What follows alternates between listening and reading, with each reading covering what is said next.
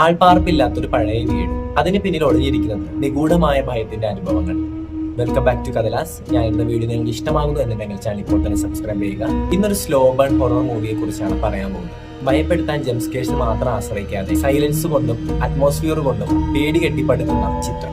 അങ്ങനെ ഒന്നാണ് 2012 പുറത്തിറങ്ങിയ the woman in the black. Daniel Radcliffe ഒരു പ്രധാന കഥാപാത്രമായി വരുന്ന സിനിമയിൽ കഥാനായകനായിട്ടുള്ള അഡ്വക്കേറ്റ് ദൂരെയുള്ള ഒരു ഗ്രാമത്തിലേക്ക് യാത്ര പോകുന്നതോടെയാണ് കഥ ആരംഭിക്കുന്നത്. അവിടെ ഒരു പഴയ വീടും ആ വീട്ടിൽ ഒളിഞ്ഞിരിക്കുന്ന അതിഭീകരമായിട്ടുള്ള സാന്നിധ്യം അതൊക്കെ പുറത്തു വരും. സിനിമയുടെ ഏറ്റവും വലിയ സ്ട്രെങ്ത് എന്ന് പറയുന്നത് അതിന്റെ ഒരു ഡാർക്ക് മൂഡാണ്. ഒറ്റപ്പെട്ട വീട്, ഓടിക്കിട്ടിയ കാലാവസ്ഥ, എന്നെല്ലാം കൂടി കാണിക്കാണ്ട് പതുക്കെ പേടി കയറ്റിയിട്ടുള്ള ഒരു പ്രസന്റേഷൻ എന്നിവയൊക്കെയാണ് ഈ സിനിമയുടെ ഒരു പ്ലസ് പോയിന്റ് ആയിട്ട് വരുന്നത്. ഇതൊരു ഫാസ്റ്റ് ഹൊറർ മൂവി അല്ല.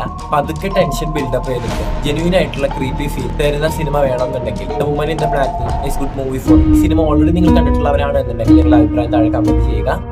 പുതിയൊരു വിഷയവും വിശേഷവുമായി വരേക്കും കഥലാസ് സൈനിങ്.